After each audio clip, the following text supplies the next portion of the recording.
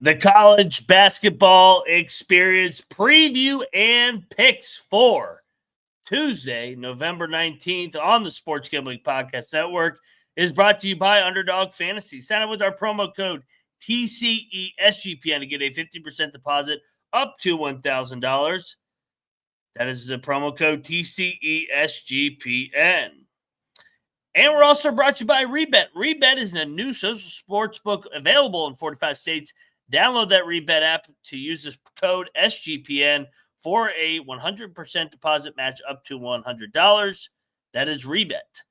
And we're also brought to you by Rhythm. Start crushing college basketball, college football, and NFL with Rhythm. Get your 7-day free trial today by going over to sportsgamblingpodcast.com/rhythm. That is the sportsgamblingpodcast.com/RITHMM.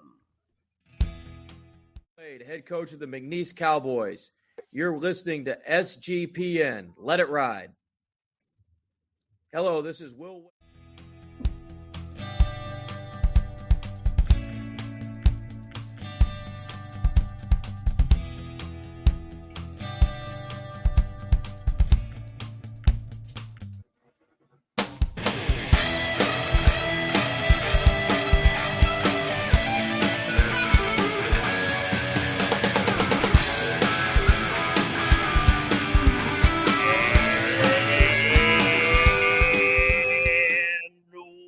Welcome, everybody, into the college basketball experience preview and picks edition for Tuesday, November 19th, where we may talk a little bit about college hoops, but I know why everybody's here. They want to know who won the scattered ass competition over the last 24 hours. We've been instructed to wait until Colby's on the show to have that fun again. No doubt. Shout out to the chat, the comments. I mean, fucking the comments were on out fire. Of this world. Yeah. People have lost their mind for a little bit of scattered ass, but hey. The Sports Gambling Podcast guys absolutely loved it when you were tagging them. They had no idea what was going on. Yeah, they don't have that magic over there. They're talking a little scatalytics, as Rob Donaldson says there. A little scatalytics over here. We might pick some games. Sean really Green stacking them up, saying he thought that he was getting directions how to drive from the middle of Canada to Buffalo from some people on Twitter. He didn't know what was going on. Oh, absolutely fantastic. But yeah, we'll delay the scattered ass for one night. Well, we may throw a reference in there, but we'll wait for Colby to really the actual competition and giveaway. I think Colby wants to be here. No doubt. No, this is his competition. So anyway, though, I am Moneyline Mac, aka the former video coordinator for Bob Huggins and Frank Martin.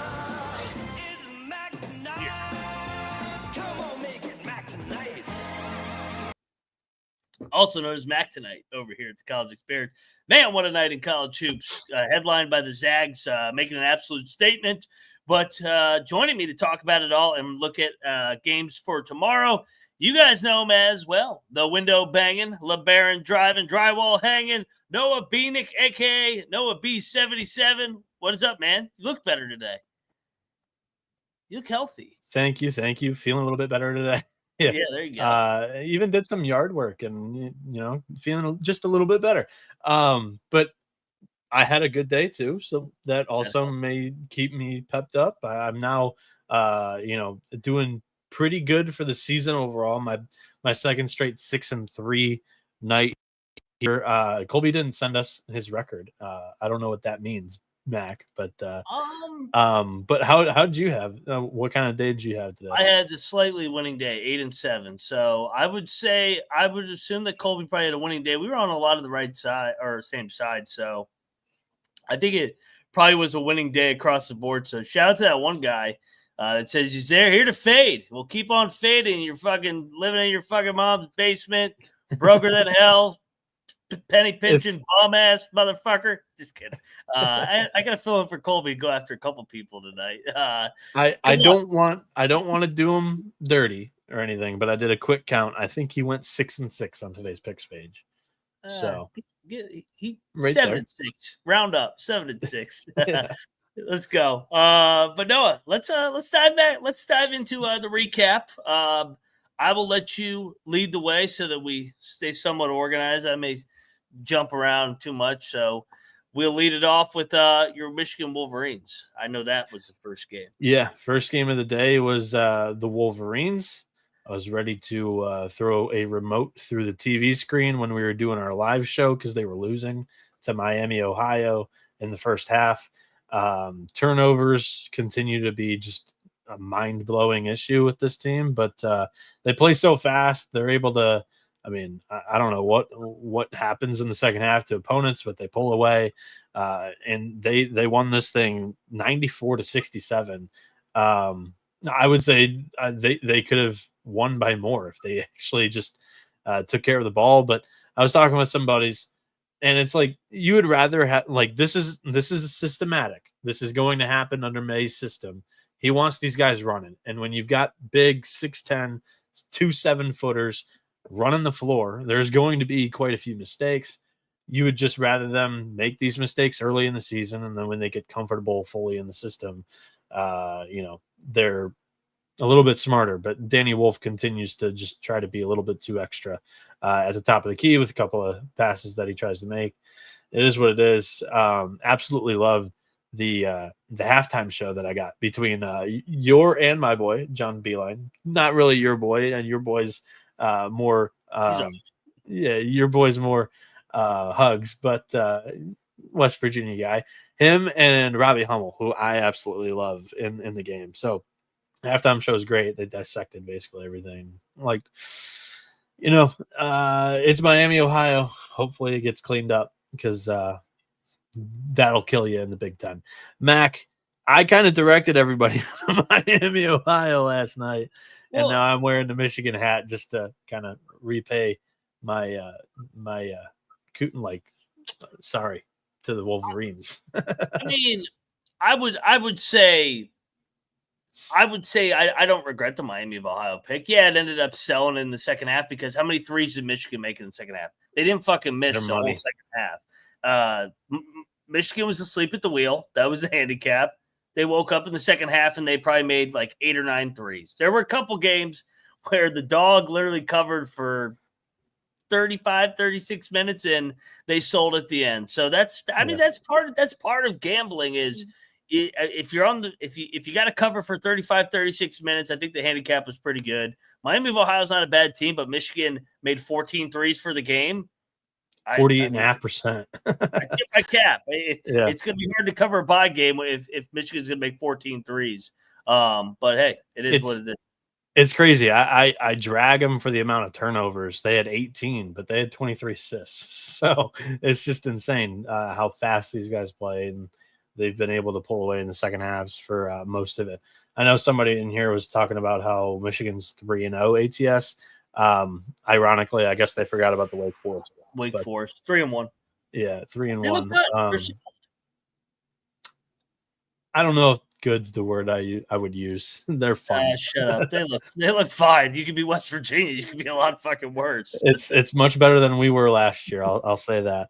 But yeah, you and Colby unfortunately double locked the Red Hawks, or as you called them last night, the beloved Redskins. Bryant wins 85-84, but I picked this game right, taking the points with the Blue Hens last night, Mac.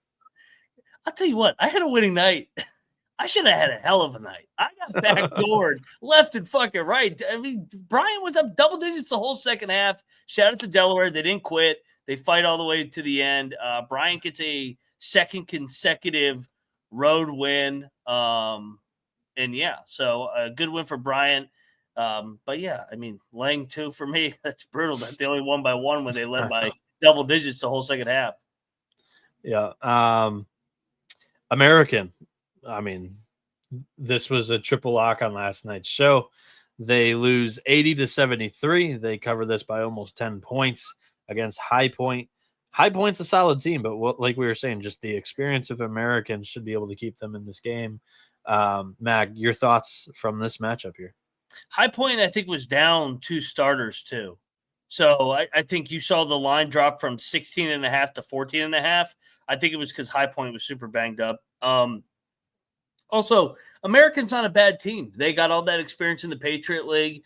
And I just think it's hard to keep laying 14, 15 points game in and game out when you just came off a huge win on Friday night against UAB and you're going to the Cayman Islands this weekend. So a little bit of a sleepy spot, banged up, good cover for America, never in doubt.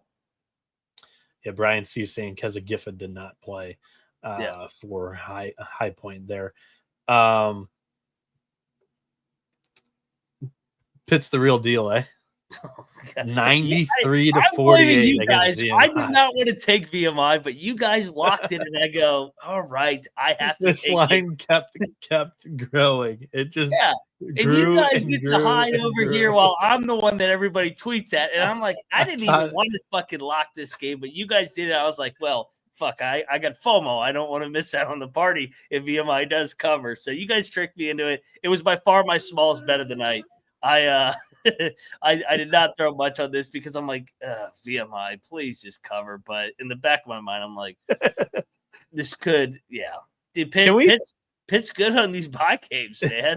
I mean, it's more than just like Pitt has been the best against the spread team in college basketball the last 3 years now. Like this beginning of the year and then the last 2 years. Ever since you've been on the college experience, I know they've been a cash cow against the spread. Ever since that one night where I locked up the Mountaineers to beat them, and the Mountaineers beat them by about 30 at Pitt. I think they've covered every game since then. So at least I have that one to hold on to. Pitt will hit some regression because they're going to keep laying bigger numbers.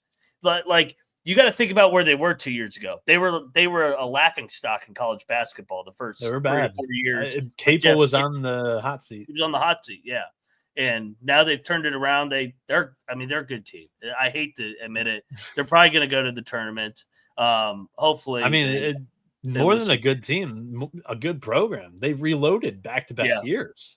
Like, I mean, dude, they should starters. They should have never been as bad as they were. Like the fact that they went 0-18 one year in the ACC was comical. It wasn't like they had their head coach go off the deep end and get a DUI.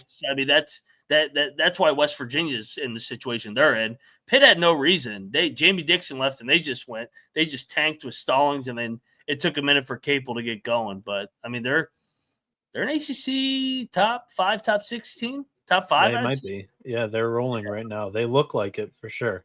They've broken the cocktail napkin officially because it seems like they've replaced a lot of last year's production. They're excelling right now. It's like above 3 possessions of where we thought they were going to be. So definitely needs tinkering. I think it's due. We were talking about it last night. If they shit on VMI, which they did, it needed to happen, and it's going to. It was a hard spot for VMI too. I mean, they just played 2 games and then they had to go to Pitt. I was like, it wasn't a hard spot for Rio Grande. Well, Rio Grande's actually good though. Rio Grande's good. VMI's not. There's a difference. So this show, TCE is now 1-0, locking up totals. My under was sweat free. North Texas had 19 points in the first half. I mean, yeah. So last night, 131.5. I think this came out to 127 just because there was a bunch of free throws in the second half. But North Texas actually came back, took the lead. They were up by like 5 in the second half. That was kind of a crazy run. I think it was like an 18-2 run at the time. But McNeese, they regained steam. They win 68-61 over the Mean Green, Mac. And I hope, welcome for everybody that's new to gambling and new to the show. I told you McNeese is a good basketball team. Yes, they did not come through for us on opening night. Yes, we ate shit on the triple lock. Since then, they competed with number 2 in the country, Alabama. They lost by 8. And then they beat a good North Texas team. They're going to win fucking 27, 28 games, maybe 30 by the time we get to the tournament in the Southland. So this is a great game. I mean, this was a great game, physical. The refs let them play. 2 well-coached teams, Will Wade, Ross Hodge. Both of those are NCAA tournament teams. And they did this without Allen Breed, who had 17 points against Bama, and he against South Dakota State had 18 points. He's been the leading scorer of the team so far. He was in a boot and on a scooter in this matchup. So something to watch, but it didn't affect them against one of the best mid-major defenses you're going to see in North Texas. So I think it's still, all guns blazing, all momentum still ahead for McNeese State here. So that was a double lock on McNeese State. We had the under locked in that game as well. Nobody locked this, but NC State. They used the toothpaste today. Colby sprinkled his anti-NC State. NC State's a good bully. They're like them and Pitt are really good bullies. They know how to fuck these teams up. NC State, never in doubt. They drilled Colgate. Colgate's not very good this year. Now, they'll still win double-digit games in the Patriot League just because of their culture, but they're not very good. I agree with you. NC State is I'm not buying into the pussy pack. Need to see him against better competition. Pitt, I'm buying it a little bit. They continue to put up 90+ points. They got Nash. I'm going right back to the week. Pitt plays LSU later this week. Oh, let's go Tigers! Which MCE is that? That's got to be a tournament, right? It's in West Virginia. Oh fuck! It's I think another one of those ballroom. Oh, Greenbrier. It's the big Greenbrier. LSU. There's another one. Wisconsin and UCF. So you actually have 4 teams in that event that have all overachieved this year, like expectations. Pitt, LSU, UCF, and Wisconsin. Undefeated. Yeah. Speaking of overachieving and maybe coming back down to earth already this season, North Florida loses a home game by 14 points to UNC Asheville. The Bulldogs were a lock from money line Mac plus 6.5 last night. Shout out to you, Mac. I jumped on a square line that I found on Tally site at 2.5, locked that up, but that still didn't come through. So all hail the CLV, baby. You got 4 points of value and you lost by 14 outright. So, dude, this is like for North Florida, they've played out of their mind in the first week. They won 2 bye games. They played all right against Georgia, but then coming back home, it's a lot. It's your 5th game in 2 weeks, and now all of a sudden you go from being a 10-point underdog, nothing to fucking lose, to oh shit, now we're laying 6.5 points. We're expected to win this game, and Asheville's not a bad program under Mike Morrell, and they had a week to prepare. So shout out to Asheville. The Big South has actually gotten some quality wins over here over the last week or so. Asheville, High Point, obviously. Radford winning at Evansville. Winthrop got a couple big wins. So maybe I think the Big South is Longwood still undefeated. The Big South is better, I think, much better than last year. I would agree. They still get ran in games, like when they take a step up in conference. But I think the Big South has always been pretty competitive against teams of their level. The Big South style of ball usually plays. We just did the Pitt update, T-Hoff. So LSU money line on Friday. We already got it geared up, baby. Yeah, go ahead and rewind about 6 minutes for that. Also, if you have the time, go over there, download the SGPN app while we're reading this, because that gives you access to all of the podcasts on the Sports Gambling Podcast Network and the picks pages, all in one convenient app. Plus, like all of our content, the app is free. Type in SGPN in your app store to download it today. And the college basketball experience is also brought to you by mybookie.ag. SGPN started out with MyBookie, and now we're back. Check out the new and improved website, which is great on mobile. Plus, props for every game in the live dealer casino, even new early cash out options. Head to mybookie.com or mybookie.ag. Sorry, mybookie.ag. Promo code SGPN for a 100% deposit bonus up to $1,000 plus a $10 casino chip. That's mybookie.ag. Promo code SGPN. And also, new partner of SGPN, Rebet. Rebet is a brand new social sports book that is available in 45 states. A huge market of betting opportunities are available on Rebet. You can use this app very, very easily, and it's great for people in states where traditional sports books may be restricted. These are basically like, I would describe it as a contest that you typically enter where there's multiple people, and instead of competing in like a pick'em, it's actually with spreads, and it's like a pick'em pool. And at the end of the day, that is you decide and divvy up the money in that kind of way. Download Rebet in the App Store and use the promo code SGPN for a 100% deposit match up to $100. That's Rebet, promo code SGPN. And we're back here on the college basketball experience. Myself, Noah Bieniek, and also Ryan McIntyre, aka Moneyline Mac, recapping November 18th games of this solid Monday slate. Next up here, we had George Washington win 84-64 last night on the show. I believe this was 18.5. Crazy line movement. Everybody flipped their pick from G-Dub to NJIT on the picks page here with the Highlanders got that cover, but on the picks page or on the picks show, at least I took the Colonials and they covered on the show last night when we picked this.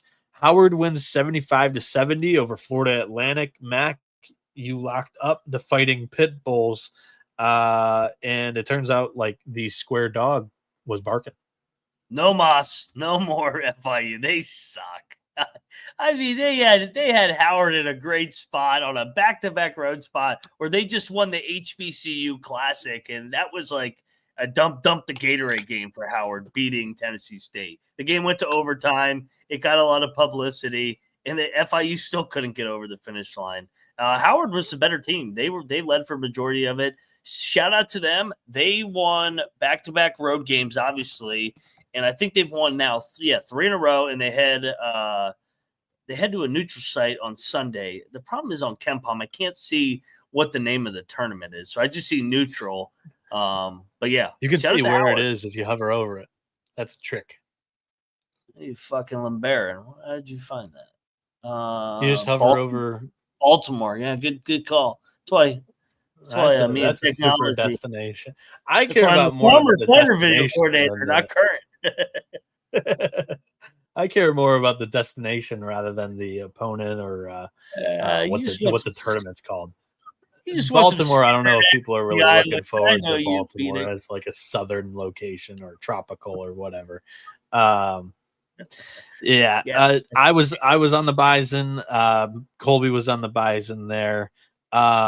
Mac, did you catch any of the Wichita State game?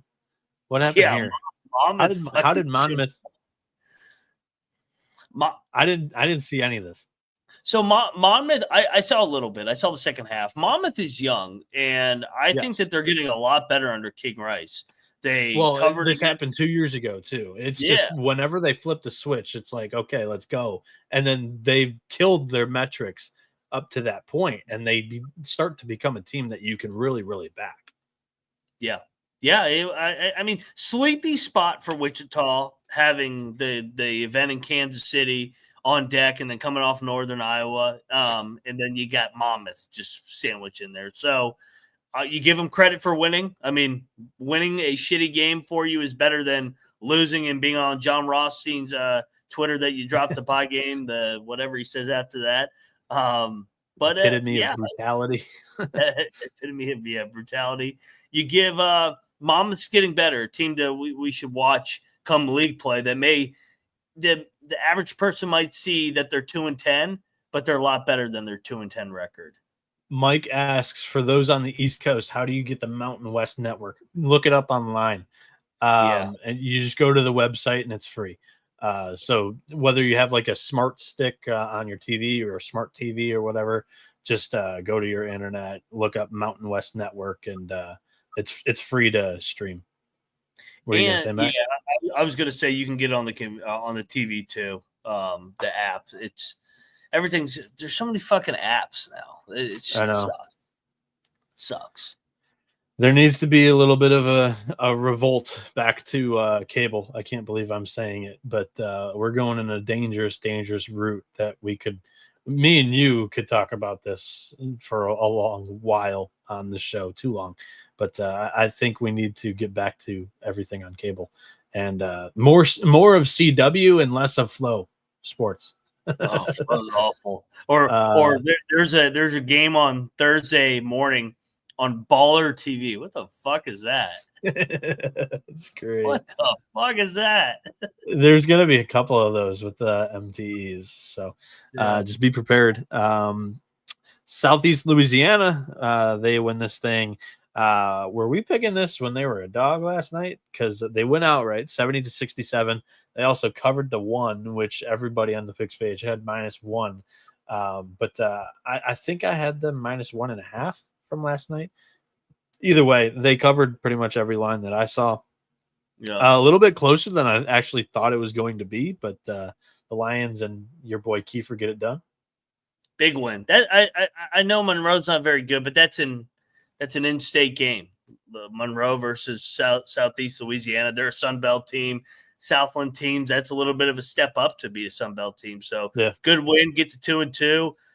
Came through for us, baby. Shout out to Kiefer. That's a game ball worthy at the end.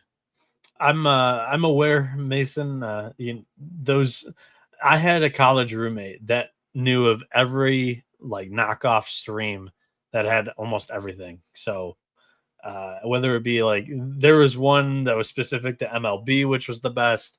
That's still up today. I mean, another one has everything from boxing to soccer. There's a couple of knockoff streams out there that now have Twitter accounts, by the way, too. That's why your computer's so slow. You got all them fucking off streams trying to stream all these games. See, I restarted the computer today for those that are curious, and I also cleared cache and cookies. Now it's just my Wi-Fi that's dog shit. So, and his Pornhub subscription. That's the other thing he cleared out. Whatever. Prairie View gets speaking of Pornhub, they get dicked down. They get dicked down in Dallas. 110-69. The Ponies, they cover the large number with ease. Yeah, I wasn't sure if you were going to add anything to that or not. Not. They actually were losing early, and I'm like, motherfucker, they're going to not cover 27.5 against Prairie View, and then I blinked, and they were up 37. I go, wow, that Prairie View team is bad. That's all I got. They're bad. Yeah. Texas Tech did not cover against Arkansas Pine Bluff, which I think Cannabis Capper liked this on the pregame show. I think he liked APB. So they covered. They only lose by 34. The line was 39.5. Did you look at any of this game at all? A little bit. I mean, because I do cover the Big 12. I just watched Texas Tech for 10 minutes just to see. I mean, they passed the eye test. I know they're playing dog shit right now. It's going to get real for them here in a minute. But from an eye test, them and Cincinnati both looked apart. Put them in the same bucket. They haven't played anybody, but they're destroying everybody. So they look like a good team, just from an athlete, size, versatility standpoint, and look well coached. Rio Grande almost beat Wisconsin today. Yeah, good play by you guys. I should have not been scared on this. They lose 87-84.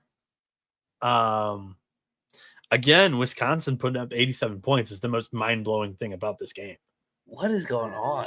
I don't know. I don't know what's gotten into the Badgers team, but they hit their shots at the free throw line. 27-32 today, 84.5% from the line, and they get to the line. I don't know what it is, but the home whistle's friendly. Rio Grande only had 11 free throws for what it's worth.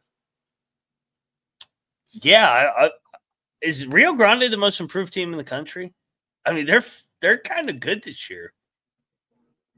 The Mexicans can play this year. Good call. I still Cal Poly, but the Mexicans they already passed away. Yeah, Cal Poly already passed their win total from last year, so yeah, they're definitely the most improved. November 19th, and they already matched their win total from last year. But I do love the Vaqueros, and we called this during their conference preview, the Southland. So and even Capper, he's like Cal Poly, he's putting you in your place there. But UTRGV they are very much improved from last season. Yeah. IU Indy, baby. They covered the entire way. they didn't. It was 40 at the end.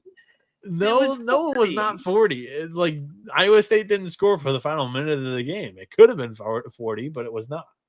They hit a 3 on a loose ball when the walk-ons were in for Iowa State up 38. I watched it. What are you talking about? Nobody scored for the final minute in this game. It was a cover the entire way. No, I'm telling you, they went up 38. Go look at the play-by-play. Okay, so they were covering for 20 seconds. It was the right side. Now, I will say I bet it at 34.5. So I did make it. Yeah. But for the bragging rights, I did want to win the lock battle. I'm not going to lie to you. I'm a little concerned about Iowa State. I don't know what it is, man. They just don't have that killer right now in them. They used to kill these teams. Maybe Otzelberger. He has a heart. He's not the Grinch. The heart has grown a couple of sizes. Yeah. Push says it in the chat. It was like a loose ball, like fire drill, and then somehow the IUPUI got it, chucked up a 3, and they lost by 35. I was laughing. They were covering the entire game. Of course they're going to win by 35. It also was like 29 to 7, 2 minutes into the game. And then, like you said, Otzelberger, for whatever reason this year, he's kind of coasting. Maybe, I don't know. I just know firsthand. Like, I've bet them twice already. So it was like, you guys are just thinking that this is automatically going to happen. And IU Indy has improved this year, too, under Corsaro. He brought over guys. They're not quite as good as Cal Poly, but, it's going to take a long time for this program to actually turn it around and be consistent. But you gonna take Auburn against Iowa State on Monday in Maui? I don't know. Depends on the line. Give me the clones as a dog. Otzelberger is good as a dog. I feel like they've been as a dog over the last 2 years. I'm taking Auburn. I gotta know the number before I bet them. But I'm gonna like him in that spot. I think they win that first game. Auburn minus 4.5. I'll predict. Is that what? 5 on KenPom. I mean, yeah, I would take Auburn. I probably wouldn't bet it though. I think that's probably a rock fight, honestly. So yeah, it'll be fun. That'll be a good game. Yeah. Pretty physical, honestly. That's the showcase game too. I think it's like right at 5 or 6 whenever they do that third game of the day. So it should be great. Arkansas 91, Pacific 72. The Tigers cover this. I didn't watch any of this. TV DBJ, I always butcher his Trevor is what I call him. Trevor, my guy Trevor Stooley picks. He sent me Arkansas was down a couple starters, Adu and somebody else. They weren't even dressed. So Arkansas went through the fucking motions, and I shout out to Stooley picks. I should have bet. They went through the motions, but they honestly the score was a little bit dressed up better than it has been in recent games. Yeah. Yeah, they've been dressing up games left and right. They like Lipscomb was like a 4-point game, and who was the other game? Little Rock. They were losing at halftime. I don't know how good. I don't know how good. I know the Arkansas fans say I'm a hater because of Cal. I don't hate Arkansas. I'd like to see Arkansas good. I love their fans. I had a bet on Arkansas opening night. I watched a lot of that game, or not opening night. Their opening night, which I think was the Wednesday, the first week. I bet them against Lipscomb, and I watched a lot of it. And Lipscomb looked really good against them. So I was not sure if it was like we were high on the Bison as well, going into the year, or just Arkansas wasn't as great. They still competed against Baylor. It was only like a 5-point game, so I didn't write them off then. And like you said, they've dressed up the last two results here, but I wouldn't push panic button yet. But early signs of what? They'll make the tournament. Yeah, I mean, early signs of just Calipari has not adjusted his old ways. They look like his Kentucky teams. Like they look. Everybody's saying that. Yeah. So, I think it's true. They're just wearing red now. It's the same staff. It's the same way of playing, same offense, and they'll probably go 24-9 and be a 4 or 5 seed and probably win a game and then lose in the round of 32. And then Calipari will bitch in the press conference. That's what he does. So I'll nominate this one as this was the trapdoor game of the night. The Bison did not show up to play in Carbondale. Bad bet. Really bad bet, actually. The more and more I thought about it while they were getting their dicks kicked in. That was a way. I mean, Southern Illinois literally covered from about the first media all the way throughout the game. It was a third straight road spot for North Dakota State. So that was a bad, situational breakdown from me at least. And Salukis, kind of their first true home game under Nagy. They boat raced them. Shout out to the Salukis. Let's go. Yeah. Montana Grizz looked all right against Utah State. They covered. This was a lock of yours, plus 18.5. They only lose by 12, 95-83. So great pick by you here. Your thoughts? Yeah, this one covered the entire way too. Shout out to Jared Calhoun, 4-0. They score 95. 4-0, and they've scored 90 plus in every game. Them in Iowa on Friday night in Kansas City, I think is going to be a sneaky, entertaining game. Iowa looks shaky.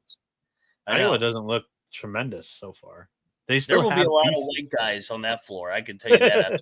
Most of those two teams play. It's to be a throwback to the '60s watching Iowa versus Utah State. But Calhoun 4-0. I like the way that they're playing offensively, and then I think the zone defense that he's running, the matchup zone, is going to get better and better. So shout out to my guy Calhoun. I find it ironic, Noah, just knowing that Calhoun's a Hugs guy, and Missoula is also obviously a Hugs guy with the Celtics, but they're both super analytical offensive guys. So it's like they worked or played for Hugs, and then they're completely the opposite. In terms of how they're approached. Just shows multiple ways to skin a pig and run your program and have success. Well, and also, I mean, that was probably their job with Hugs, because Hugs took care of, toughness and defense. Yeah. So, I mean, that was not, I mean, they were just told to take care of the offense. I bet. Yeah. So, I have to take ownership for this one. I ate shit here with this pick. And I dragged a lot of people down with me. North Alabama, they showed a lot of fight. I'll give them that. They covered for about 25 minutes of this one, and then they lost it in the second half. North Alabama loses 102-69 against Auburn. This was just a fast game and a lot of possessions. I thought it was going to be much slower, and that was my fault. I thought Auburn would be, just a little bit sleepy against just not as the same caliber of team that they've been playing so far to start the season, but that was not the case as they put up a Hamilton 100 on them here. And then that was not a bad handicap. North Alabama covered for 35 minutes of that game. The only reason Auburn covered is because the walk-ons went 3 for 3 from 3 and then threw an alley-oop. And then fucking Pearl had him pressing up 25 with 4 minutes to go. North Alabama was the right side. I'll argue anybody on that one. They dressed that up completely. Go watch the last 5 minutes of the game. I mean, the fucking little 5'6" white guy hits a 3, then another kid hits a 3. I'm like, what the hell? Washington State. This was a garbage time cover as well. against you and Colby Yeah. with the Cougars. They win by 14, and this was like a 5-point game for a lot of it. Yeah, and then they miss a point blank. They missed 2 point blank threes at the end of the game to cover, to lose by 11. Just wide open, misses both of them. Like I said, man, I had a winning night. I should have had a monster night. Looking back on it. Yeah. Washington State's leading scorer, Nate Calamise, got hurt in this one, only played 21 minutes. That burned me in the SGPN company underdog fantasy entry. So that was unfortunate. And then the final game of the day, I get a lock battle across on you by a point. As Idaho State lost by a point. I called for them to win it outright. Unfortunately, they did not. Fullerton, this was a nice back and forth game, Mac. Luckily I bet the money line, so I'm not as mad because I made money off this game. This was the fucking biggest bullshit ever. Down 7 with 22 seconds, and somehow Idaho State has the ball down 1 with a chance to beat Fullerton. Fullerton needs to be investigated. I'm telling you, there's some shit going on there. All of a sudden, they're up by 7 against Oregon State on Friday night, getting 17, and they can't cover that. They're a 2-point game with 5 minutes, and then all of a sudden they're fouling to lose by 19. Then they're up by 7 with 22 seconds, and then they're all of a sudden throwing Hail Mary passes out of bounds. That's a program that needs some investigation like Temple. Everybody needs to watch out for that. Speaking of just programs that have done investigation just in the portal, Gonzaga, 80. I don't even know. This page hasn't updated the final score. They covered. Really, honestly, we're leading this game by double digits, 10, 11 points throughout the game. I guess when you're talking about the spread here, it was kind of close throughout, but San Diego State was really not ever really challenging to win this game. Unfortunately, Bird re-injured himself, and Farrow was cramping, so that did not help the Aztecs either. But I just got in front of a freight train with Gonzaga, in my opinion. They look legit, and normally people do not go into the VAS Center and put up 80 points. Yeah, like you said, their pedigree in that building,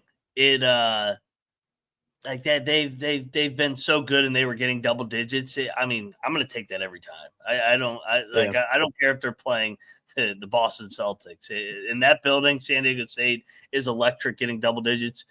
I think Gonzaga, like having a real conversation. I think Gonzaga is the best team in the country as of today with their experience coming back. I know Auburn has the Houston win, but Gonzaga now humiliated Baylor on a neutral, not really a neutral, it was a home game, but and then they also go to one of the hardest places in the in the country and win by double digits, never even get threatened.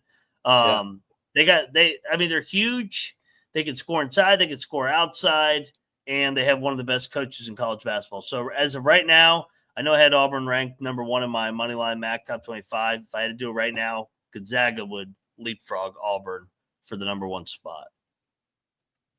All right. I respect the take. I think that's probably correct Solid, too. Man. Yeah. I think they've looked really good.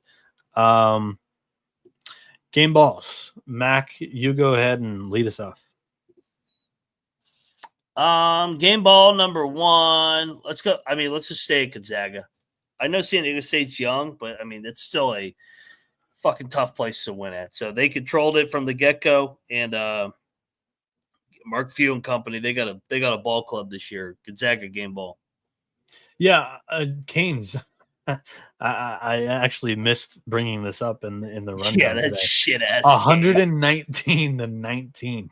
The Roos jumped all over Calvary. So my thoughts and prayers with that basketball program, losing by 100 to UMKC. Crazy. My game ball is going to UNC Asheville to go in to North Florida and win that game. I thought that was very, very impressive. And Ospreys now have a target on their back. All these mid-major teams that are going in there now are like, oh, this is the team that beat South Carolina and Georgia Tech, and they are now the team to beat. And I'm not sure North Florida is like prepared to do that, because they did lose a good couple of pieces from last year's team. So they might have bit off a little bit more than they could chew. We will see this season. Mac, your thoughts?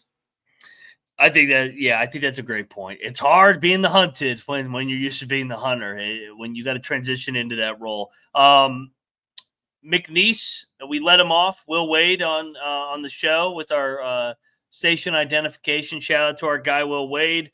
Team TCE gets a big win. They got that thing going in the right direction after the South Dakota State loss to begin the year, and now they head over to, I believe, the Virgin Islands, where they'll take on Illinois State on Friday.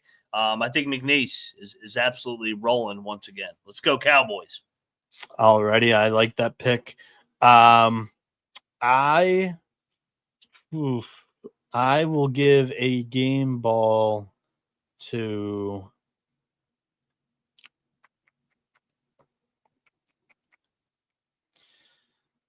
Pitt. I think this is just a cumulative game ball. They have done everything and more cleaning up in the non-conference. Murray State win by 15, West Virginia win by 24, and they've murdered every low major team on this non-conference schedule so far. They're 16th in KenPom right now. Pitt, game ball. You chose Pitt beating VMI over teams like Southern Illinois and Howard. I mean, Howard gets a game ball. Oh, cumulative. My fucking ass. You would have sold me more on the Michigan win. At least Miami of Ohio is a quality MAC team. I'm going Howard. Howard back-to-back road wins at Tennessee State in Atlanta, and then beating FIU at the airport tonight. I forgot who they played for a second. That's how dominant they are. Howard, the Bison, let's go. Final game ball, I'll give it to Southern Illinois beating North Dakota State by 25. Must have been fun to absolutely blow out your opponent that, we thought it might have been a little bit closer than that. But, yeah. Sela doesn't get a game ball because Noah had to give one to Pitt, everybody. You wanted me to give a Sela a game ball for beating Monroe? I don't know. That wasn't one of the ones that I had circled on my thing. Pitt was cumulative for the entire season's body of work. You should never get a game ball when you pay somebody to beat the shit out of them. That should be a rule on this show. Okay, so they didn't pay West Virginia, but I wasn't on the show. You could have given it to them on Friday. I wasn't on the show. Well, I didn't give them a game ball. We suck. Nobody. Yeah, they didn't get one. So it's cumulative for the entire season's body of work. You closet Pitt fig. Let's go LSU. Underdog Fantasy. Their pick'em has one of the biggest menus for all sports right now. NFL, college football, college basketball, NHL, MMA, NBA, NASCAR, and so much more. You can now use specials and boosts on all flexed entries. So sign up today and use promo code TCESGPN to claim your special pick, plus first-time deposit offer up to $1,000 in bonus cash. UnderdogFantasy.com, promo code TCESGPN. And SGPN's proud partner, Rhythm, is the #1 AI-powered sports betting platform that helps provide bettors of all levels the ability to build custom predictive betting models in seconds and get predictions for betting on money lines, spreads, totals, and props. Build your own model or copy one of the top-performing ones from the leaderboard, and Rhythm will give you plenty of stats to back up your decisions. Now you can track props in the Rhythm app as well. NFL picks, NFL props, college football, college basketball, and NBA. Rhythm has models for it all. Claim your 7-day free trial today by going to sportsgamblingpodcast.com/rhythm. That's sportsgamblingpodcast.com/RITHMM. All right, Mac, we're home free here on the college basketball experience. Time to pick some games for the Tuesday, November 19th college basketball slate. Game number 1 that we are going to discuss today, as I get my odds pulled up here. Quinnipiac at Navy. The Bobcats laying 1.5 points at the Midshipmen. Mac, your thoughts? What's the definition of insanity? Continuing to do the same thing, expecting something different. I am locking up Navy. They have lost 2 straight home games as a favorite. Now they're a dog against Quinnipiac. Come on, man. Let's go. Navy, this one has got to be the spot. They're going to win this game outright. I will lock up the Midshipmen. Noah, where are you going? I'm going to counter you. I'm not betting it, though, but I'm taking the Bobcats plus 1.5. This is my MAAC preseason champion. I'm not fading them at a Navy team that's been struggling so far this year. Get this aqueduct shit out of here. Let's go. Midshipmen. Lock it up. Yeah, I'm with Lysol Shield. Smash that like button, please. We're working over here on the channel to get to 15,000 subscribers by the new year. That's the new goal here. So all of the Google accounts that you guys have, go over there. Subscribe on YouTube to The College Experience. We've got plenty of content coming. Feast Week is right around the corner, but even more, college football playoff, if that interests anybody. College baseball season previews, if that is your fancy. But every single day, we are here picking college basketball games. Let's get back to it. Game number 2 on the slate. Loyola, Maryland at Boston College. Are the Greyhound good enough to take advantage of a bad Eagles team? They do have a common opponent. They both were absolutely destroyed by VCU. So you do have a little tuck job opportunity if anybody wants to tuck. Little tranny action going on there. I'm going to go – I think I'm going to take the points with the Greyhounds. I'm not laying 12.5 with BC. Get out of here. Yeah, and BC's also got a trip to the Cayman Islands next. Ooh. I am also going to take the points with Loyola, Maryland. Let's talk about Longwood at Binghamton. In this one here, Longwood is laying 6. Mac, do you lay with Longwood? So this is Longwood's first away game away from home. They're good at Farmville. I question if they cover this game on the road. I want to take the golf course here as a home dog. But I don't think I want to bet the golf course because they haven't beaten anybody or they haven't beaten a Division I, but they've also played only bye games so far. Yeah, this is their first home game against a D1 opponent. And Mac, Longwood this Friday, the Virgin Islands. Oh, man, this is tempting, man. All right. You talked me into it. I'm locking up the golf course. Don't be a coward. Letting you know that they'll be looking ahead to their little trip. I'll see you on the 19th hole. Longwood should have lost on Saturday. They got lucky. You're going to lose this one. Binghamton, +6. Lock it up. I think you can get 6.5 somewhere. Rob Donaldson. He goes, Longwood on the Virgin Islands. Let's go, baby. Yeah, they're wood, scattered ass with that Longwood over there. Yes, forehead over left head. Yeah, we're gonna just continue this thing on from last night if we go a little bit further down this road. Queens takes on Appalachian State in Boone, North Carolina. The Mountaineers laying 8.5 points. Mac, one Mountaineer to another. Are you backing them this game? No. I'm locking up Queens. I don't think Queens is as bad as they were out west. Coming back to the state of North Carolina, I like this Queens team finally playing somebody on their level of competition. I think this is an inflated line. App State still living off of last year's really good team. They're still trying to figure out their identity. I love Queens. I think they have a chance to win the game outright, to be honest. All righty, then. I am going to take the points with Queens, but I'm not betting it yet either. Chat's calling for Queens outright, too. Trevor, Jones. And little royal action. Here's your royal flush. Wait. There you go. That's great. Niagara at Bowling Green. The Falcons are laying 8.5 points. I am going to lock up Bowling Green in this game. You can do a little bit of a tuck job on this one as well. Both teams played Michigan State. Bowling Green gave Sparty a little run for their money. Niagara got stomped on by them. 36-point loss in East Lansing, where Bowling Green was challenging to win the game for parts of that. I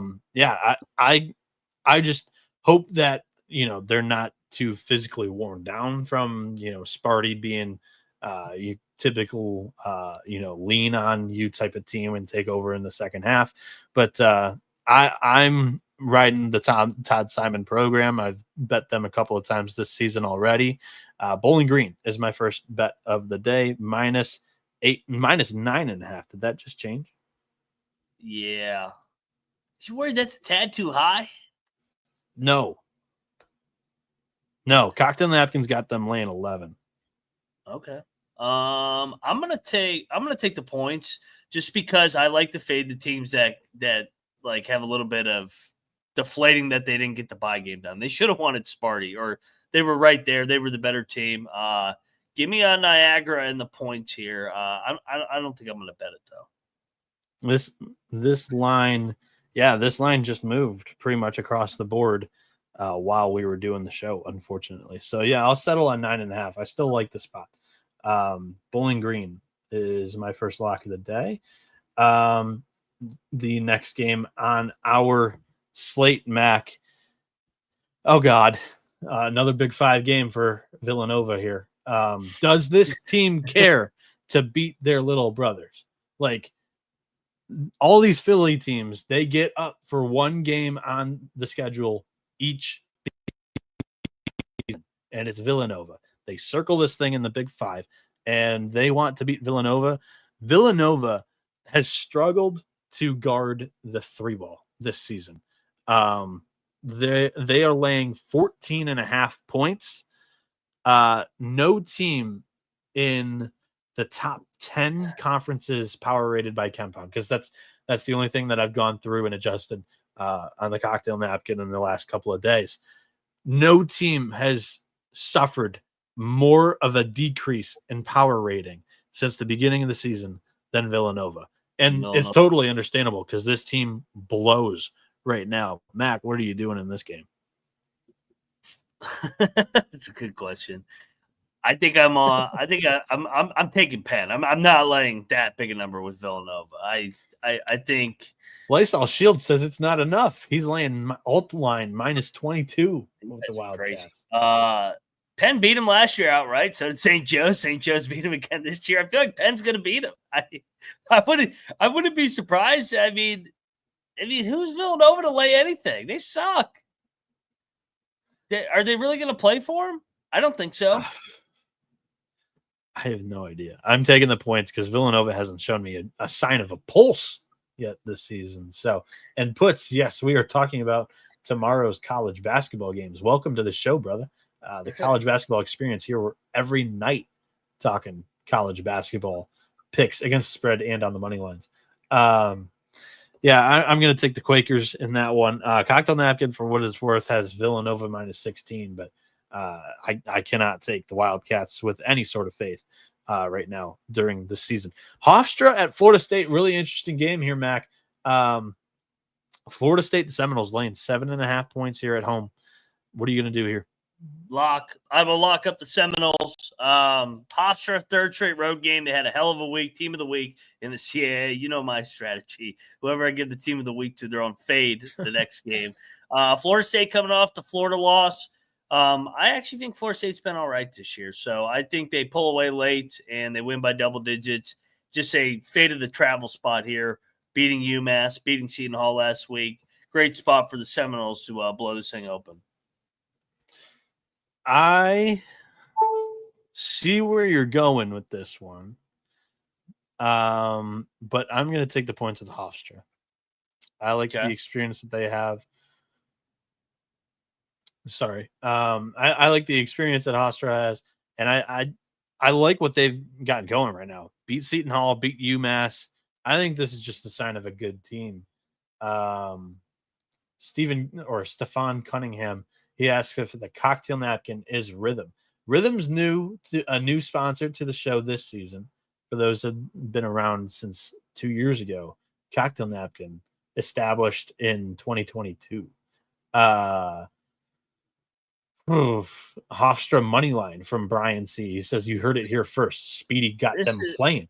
By the way, Speedy liked one of your posts the other day. I know Speedy's over here retweeting me, and I'm saying Florida State tomorrow, maybe Seminole. No. Dude, this is North Florida, Georgia all over again. Everybody's talking themselves into they're overreacting to the moment. It's been a good story. It was a great win at UMass, great win against Seton Hall. Now it's a third straight road spot in a bye game. Time for Seminoles to pull away double digits. Lock up the Noles.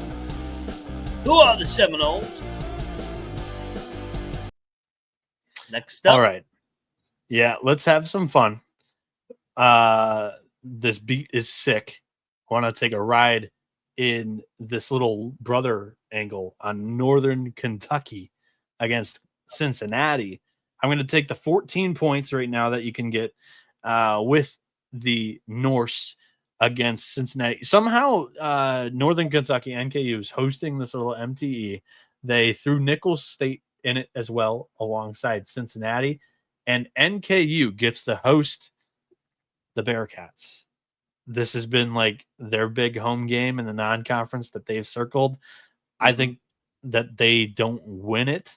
It's going to be maybe even a struggle to cover the 14. That's why I'm not betting it here, Mac, because Cincinnati's looked like a little bit of a buzzsaw themselves so far this season. But I think it's just enough that NKU covers the 14 here. Oh, I'm betting NKU. They beat them outright 2 years ago at NKU when they played in their arena. NKU, yes, they are 0-3. But if you really look into it, outside of the Nicholls game, they lost at the buzzer. They were competitive with Purdue, and they were competitive with Florida State. Now they're at home against Cincinnati. Little brother angle all day. Give me the Norse. They're live in this game. I think Cincinnati pulls away late, wins by 7 or 8. Give me the Norse.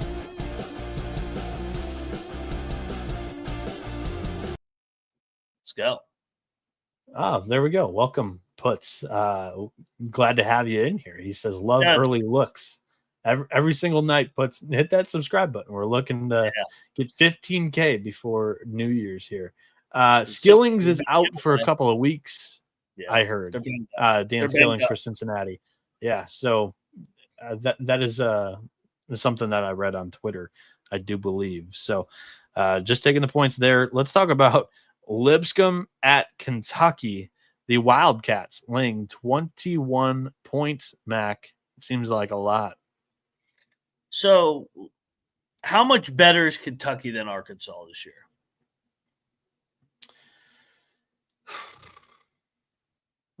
I hate to admit it, but I think there's a little bit of gap.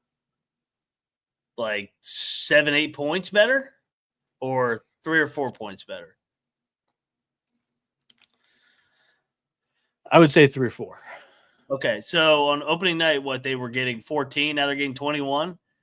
That is a good point. Kentucky's off of the Duke win, the game of the year. Mark Pope, Gatorade spot. This is Lipscomb. Lock it up. Kentucky's going to win by 10 to 15. I think it's just not a stomp spot for Kentucky here. Lipscomb is also like blowout. Like they don't really get blown out with their style of play. They just keep coming at you in waves. I'll counter that. Like if they're missing their threes, they will get blown out. But when they're shooting threes at a volume like that, like typically they're staying in those games. Yes. So I like Lipscomb as well. Cocktail napkin, for what it's worth, has Kentucky minus 16 in this one. Ironically, that's the same amount of points Arkansas beat them by. That was not done on purpose in the cocktail napkin. It's just the way that the numbers have spit it out. So I'm right there with you. Love this Lipscomb team. Arkansas coming off the Duke win. It has been a week since that big W, but heads might be a little bit too big for the doorway right now. I think Lipscomb gets the cover here. And Lipscomb had two not heartbreak, but like the Belmont was a heartbreak, and Western Kentucky, they played right to the wire as well. So like two back-to-back tough losses, they're going to be super focused for this one. Let's go Lipscomb. Double lock. We'll go double lock with this music today, baby. Lipscomb. Let's go Bison. We need to get to double from Colby. We've got Cleveland State at Minnesota also tomorrow in the barn, the most overrated home environment in the country. The Vikings catching 14.5 points at Minnesota. Mac, your thoughts on, Golden Gophers, sky might be falling a little bit here recently, but Cleveland State might give them a nice dose of bounce back. Yeah, I kind of want to lay it. But I don't want to bet this game. Cleveland State lost by 13 to Kansas State. Right there near the number. Kansas State's got their own issues. I am going to lay the points with Minnesota, but I don't feel I have no feel on this one, honestly. I could go either which way. But I think that this is more of a get right spot for Minnesota.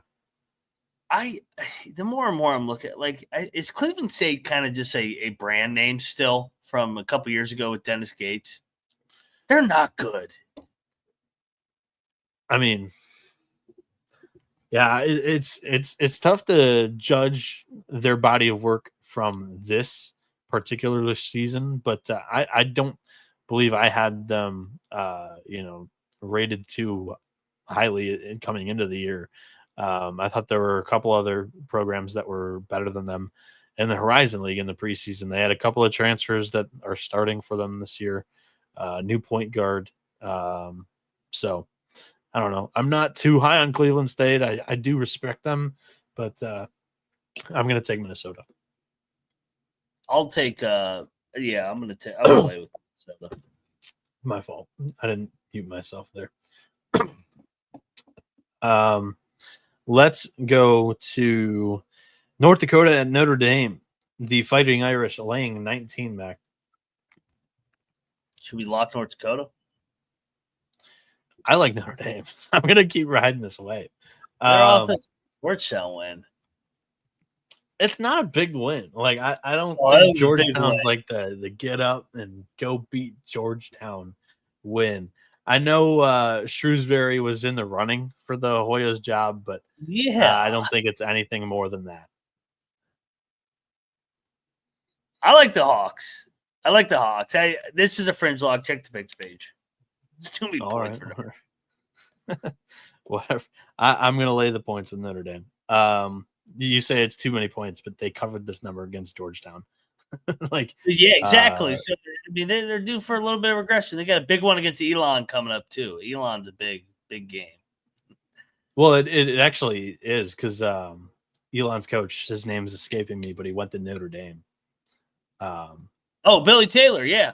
Billy Taylor, yep. Yeah.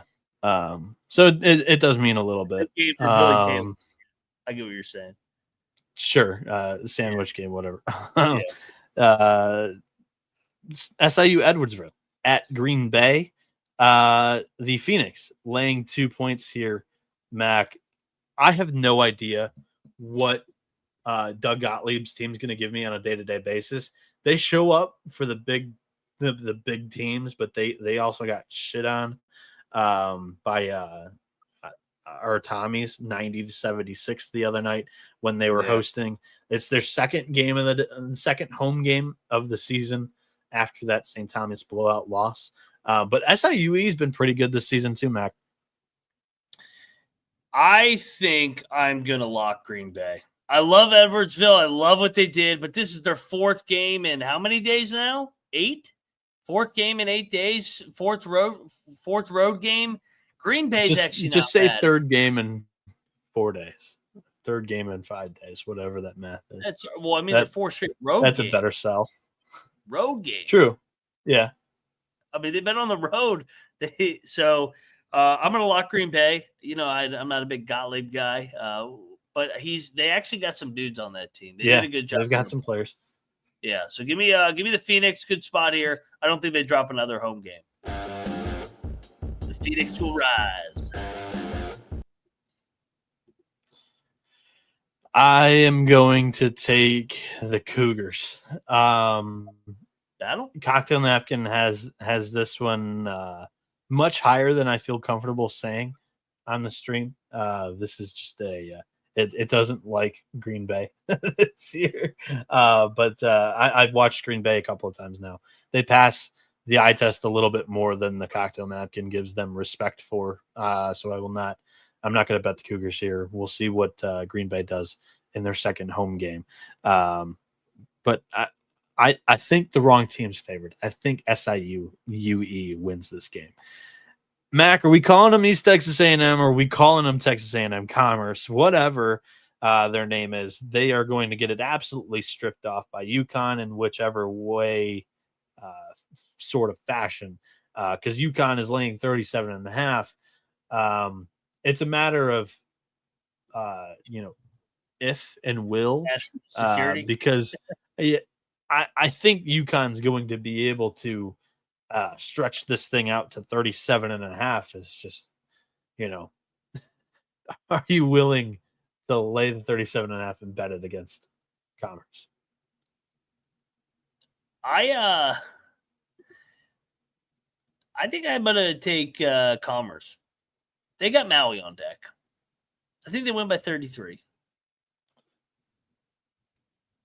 I'm confused reading Rob Donaldson's text here.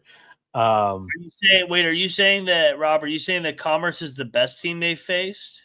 I think Commerce is the best team that they face. If he says they're the most competent shit team, I don't know what component is, but maybe competent, and that he's betting East Texas A&M now.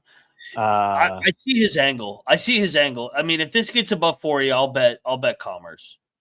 I'll say that. I'm not willing to jump in front of that freight train. I think UConn can put up as many points as they want in this one. Are they? Are they going to be motivated to embarrass Commerce?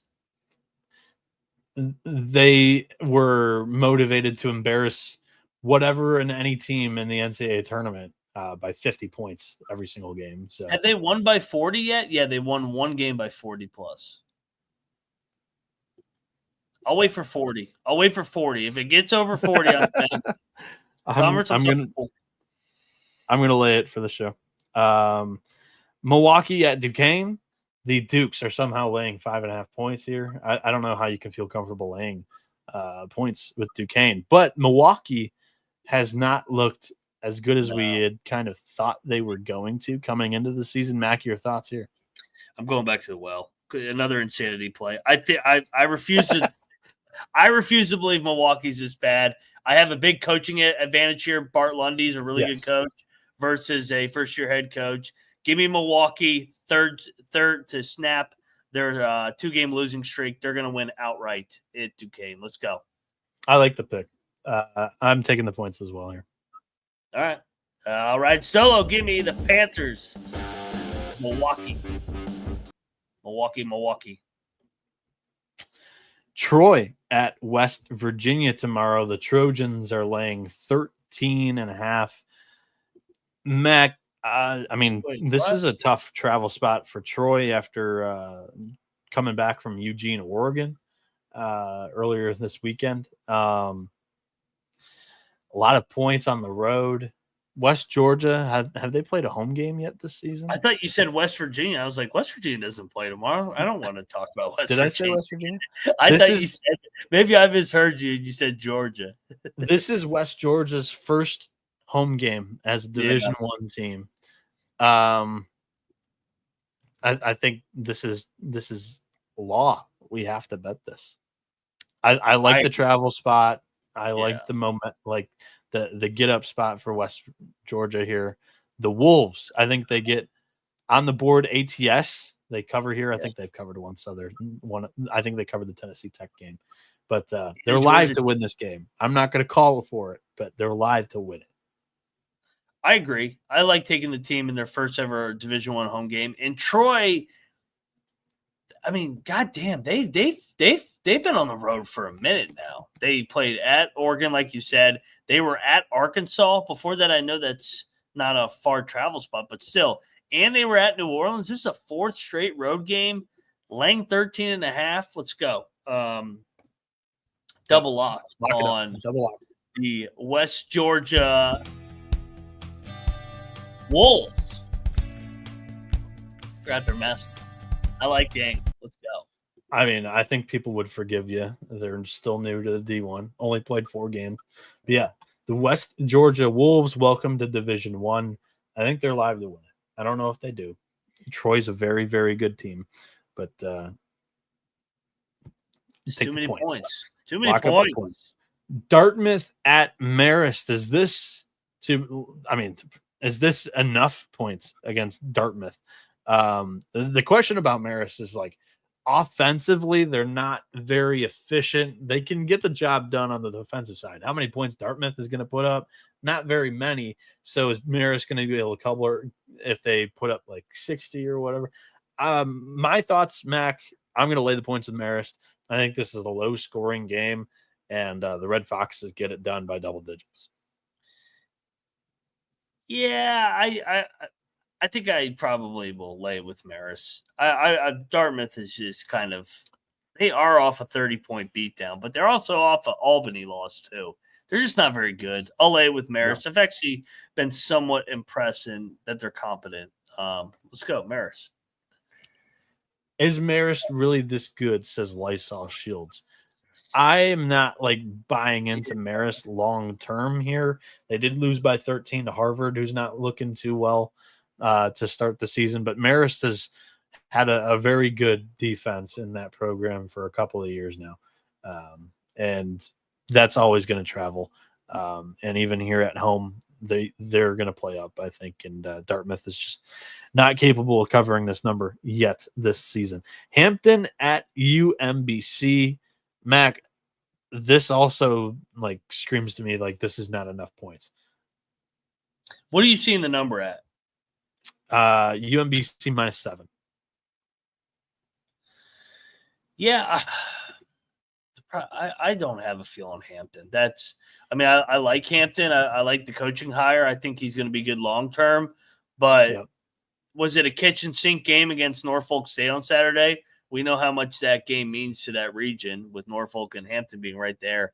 I probably will lay it with UMBC. The more and more I think about it, and UMBC is off of a upset loss. Mac, I'm going to lock this. Hampton's also heading to the Cayman Islands next. Okay. I don't think this is enough points. I think I'm with you. I think UMBC, I locked them against Coppin. They completely rolled them. I think they're going to drill Hampton here as well. So let's go. UMBC double lock. They beat up on bad teams. The bed and breakfast. Go in there and enjoy your free continental breakfast at the Hampton Inn. Chats with Colby. us. Colby would be locked battling us. No way. No. No, he locks the same teams every night. Bethune Cookman, Hampton, and who else does he like? Yeah, we've got Bethune Cookman coming up later on this slate too, for what it's worth. Yeah. Evansville at Ohio State. The Purple Aces are getting 26.5 points against the Buckeyes. Good God. Everybody, this hat doesn't signal hate on Ohio State, but this is way too many points, guys. Ohio State shouldn't be laying 26.5 against anybody.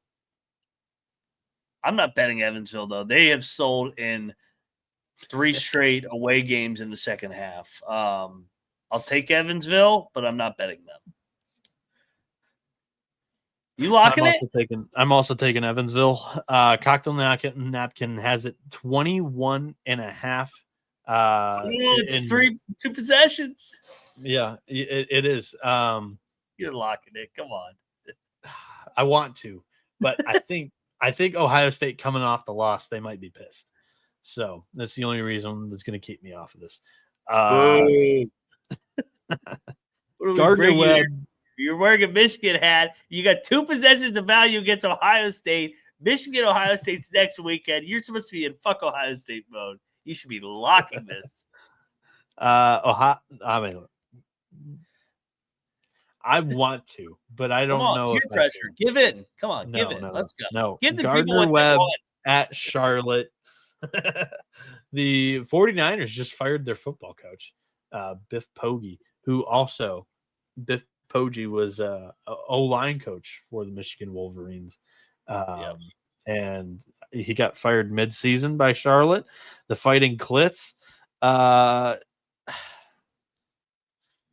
Is this too many points? Colby would be locking this game. This is the game. Colby this. is like, this is just going to be bad luck for the athletic department to be firing Biff in his second year in the middle of the year after so many injuries that they had in the preseason.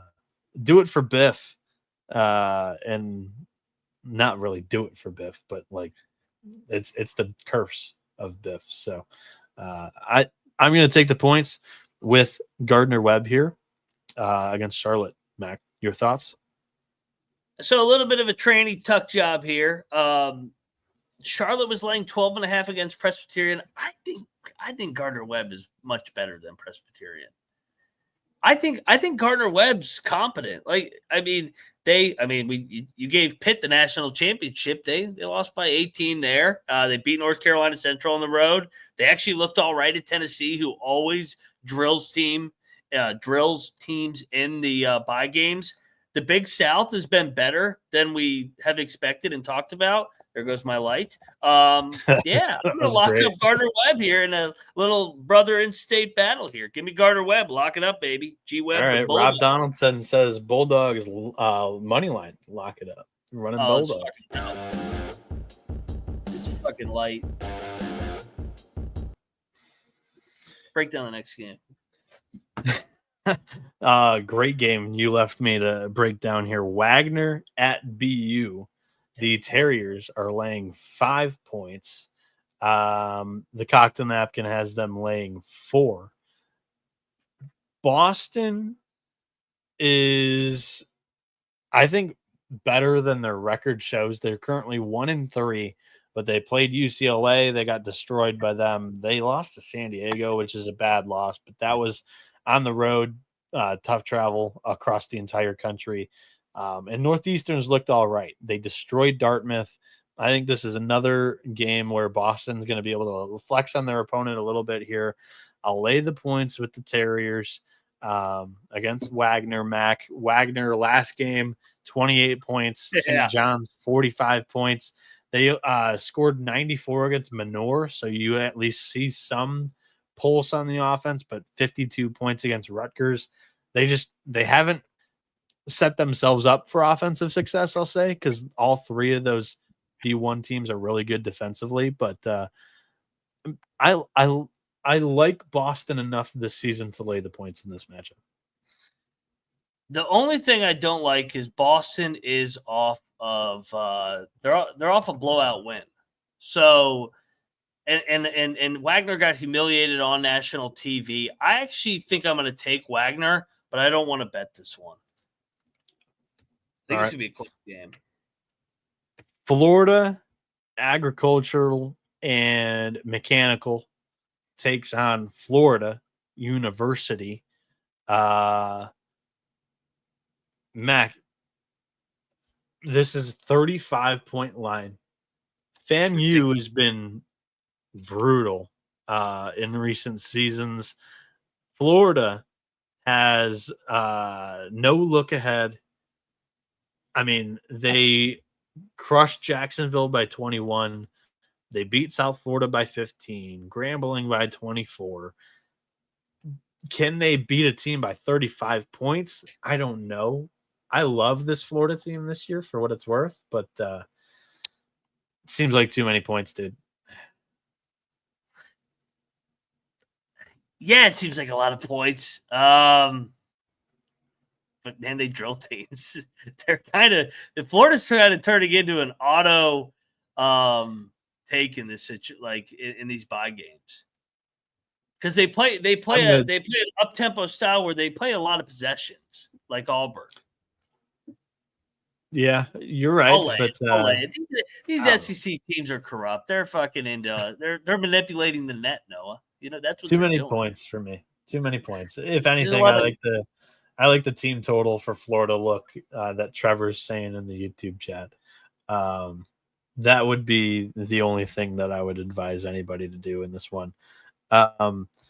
Buffalo at Vermont. The Catamounts are laying 14.5 points, Mac. That's quite a bit. Quite a bit for the Cats. I mean, when we're talking system plays, when it gets to Vermont in the America East time, we're not even really comfortable laying 14.5. This is quite a big number. And Vermont lost to Auburn, lost to Merrimack, lost to Iona the last 3 straight games here. This is their home opener. But Buffalo's been, I don't know what the correct word here is, but they competed against Notre Dame. They only lost by 9. They beat Old Dominion. The thing that does it for me, Mac, the home opener at Patrick Gymnasium, and also Bryant beat this team by 23. Vermont is much better than Bryant in their own conference. I'll lay the points for Vermont, but I do not advise anybody to bet this. You don't advise me to bet this game? I wouldn't, no, but if you do it, you're a maniac. I'm locking up Buffalo. Vermont's a system play in America East play. Buffalo, throw out the Bryant game. They competed at Notre Dame. And I just think Vermont is still trying to find themselves. They don't usually peak until late December and early January. They're not playing well right now. I don't think that they're all of a sudden going to play well for a Buffalo home game. I will lock up the Blue Bulls. Too many points. Vermont wins by 10. No Blue Bulls. It's not really in their DNA to blow teams out. Until league play. They don't even blow, like 14 in league play. We still are not comfortable laying that every single night in the America East. Brandon saying Buffalo's not good. I tend to believe that, but this season they've at least gotten up to in a couple of spots here this season to keep me off of. They've won a road game, and they lost by 9 at Notre Dame. And Vermont's not looked that great so far this season. So just 1-3 to start. How did Vermont beat UAB? It's still one of the most perplexing games looking back on it, and they haven't won since. No. Delaware State at Providence, the Friars laying 21.5 points, Mac. What are your thoughts here? Has it overcorrected where everybody wants to fade the Big East? Is it time to take the Big East now? No. I'll lay it Villanova, you should not be taking Villanova in that game. Well, Villanova's an exception. Villanova's like I didn't bet that game. I wanted to take Penn, but the spot should be Villanova, but I can't take Villanova. I think you lay it with Providence. I think Providence is due for a nice smash spot here. I don't know. Got Bahamas on deck. And Cocked on the Napkin has this right on the number, 21 points. Picking it at 21.5. I'm going to go with Delaware State. I don't love this pick either, for what it's worth. Delaware State really kind of hasn't given me too much to really believe in. And they've played 2 straight. They've played 2 straight non-D1s. They got blown out by 21 against Columbia. But I just think that this is a sleepwalk spot for Providence. They look forward to the Bahamas trip where they're supposed to get Bryce Hopkins back. I think this is the last dud before that. Providence has failed to cover the number 2 straight. I'm doing it. I'm pulling the trigger. Delaware State, they just played 2 D2s. They got drilled by Columbia by 20. They got drilled by Virginia Tech by 20. I think Providence is actually better than Virginia Tech. Give me Providence. This is going to be the spot. Get some momentum headed into the MTE. I'll lock it up. Let's go. Let's get some magic in the dunk. Finally, laying some chalk. Yeah, for what it's worth. I mean, this slate might not be the most attractive, sexy, what you want, but typically, like in the college football weeks that don't have as many ranked versus ranked games, it's where a lot of controversy tends to, happen and take place. And Mac, I would say the game that I think it would just be the epitome of college sports and just chaos is if Bellarmine somehow competed once again with Louisville. Louisville's minus 25 against the white guys in the inner city. And I just think that somehow, some way, Pat Kelsey's got Winthrop on deck, his former program. This could have chaos written in it. So I'm going to take the points with Bellarmine against the Cardinals. You're saying good call over there. Should I lock this? Cocktail Napkin has this only plus 21. I like the look ahead angle. I feel like Bellarmine's a good team to take as like a 25-point dog because they're going to slow the shit down like crazy. And Donaldson's saying the line keeps climbing. This is, again, like Louisville, very, very public team. This would be a line that you want to bet pre-tip. But agreed. Yeah, I'll lock up Bellarmine. Who's better, VCU or Louisville? I think VCU is better than Louisville. They're both very, very similar. I think right now, I think Louisville. Actually, no, I think VCU is rated a little bit higher. That number on opening night was 21.5. So I think you're getting a couple extra points of value, and it's a little brother angle. Yeah. I'll go. Let's jump in on Bellarmine. Let's go. This Louisville shit out of here. No, this isn't the double lock song. Oh, yeah, you're right. Kenny Payne might be out. Louisville still sucks. No. They also had 10 days off. Yeah. They have not played since that Tennessee game. I don't know how they're going to respond off 10 days. That's a lot of games. So, yeah. Bellarmine plus 25. Canisius heads to Maryland. They are 30.5-point dogs here against the Terps as well. Maryland has Villanova next. And they're off of Marquette. Give me Canisius. I'm not betting Canisius, so I need to see something ASAP because they're not very good. No, I thought Christian would have some sort of pulse early on in the season, but they've gotten drilled every single game. Even Western Michigan beat them by 20 plus. So I'm just taking the points. Not even close to being tempted in betting in this, but I think it's a good spot for any team that's competent. But Golden Griffs plus 30.5 is the pick there. Tennessee Tech takes a trip to Orlando, Florida.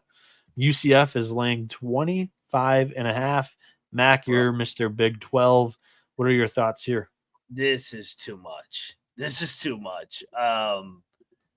I think, so UCF, like I said, they have the Greenbrier Classic on deck. Tennessee, and they're off FAU, and they've played some big-time games here recently.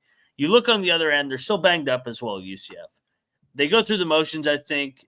Tennessee Tech has not been bad. They lost by 5 at Georgia. They had a bad game against the Mexicans. That's the only outlier. They beat West Georgia. They beat VMI. I'm another big one. I'm locking Tennessee Tech. I think they stay within this number down at the Bounce House, Pelfrey and Company. So give me the Cookville boys. All right. I am going to take the points, but I'm not going to tail you on the lot. All right. Give me 25 with Cookville. No, wrong song. Fuck it up with left and right. Ever since my light went out.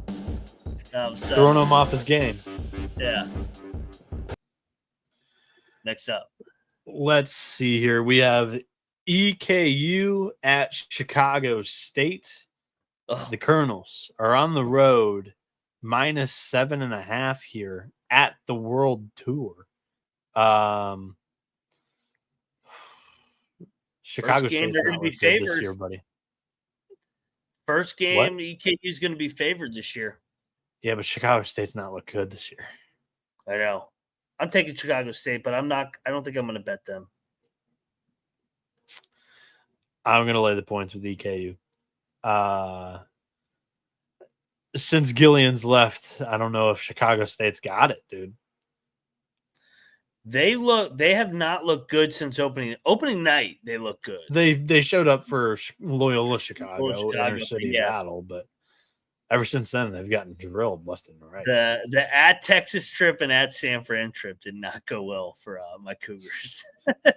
That is a tough road spot. I mean, Texas and San Fran are pretty good, but yeah, I like Chicago State here. Home dog. I mean, come on. I'm laying the points. I have to lay the points. Chicago State. The Catamounts of Western Carolina head into Winston-Salem to play Wake Forest. Wake Forest is laying 22 points against WCU. Wake Forest this season offensively has not really been themselves. Defensively, they've been fine, but they've actually, under Steve Forbes, this has never really been an issue, but they're struggling to shoot the three ball this year, Mac. Is Wake going to be able to pull away from the in-state little brother? I don't think so. I think I like Western Carolina.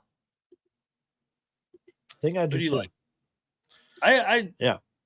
Are you impressed with Wake? I know they beat Michigan. No, I'm not. They are on the cocktail napkin only because they've struggled so much that there's possibly positive regression coming for the Deeks down the road. But I don't know. I haven't loved what I've seen so far from Wake. I'll take the 22 points. I think it's quite a bit. Okay. You in the same boat? Yeah, I'm taking the points. No bet. All right. Drexel at Fairfield. The Dragons are laying a point on the road here in this matchup. Mac, are you more of a Dragon or a Stag guy? Stag. Wrong team's favored. I'm locking Fairfield. And Drexel's off of the Philly 5. Big 5 game where they all-out effort to beat LaSalle, came up just short. Now they got to hit the road. I just think Fairfield's better than Drexel this year. Drexel lost a lot from last year. So, yeah, give me Fairfield to win their third straight game here at home.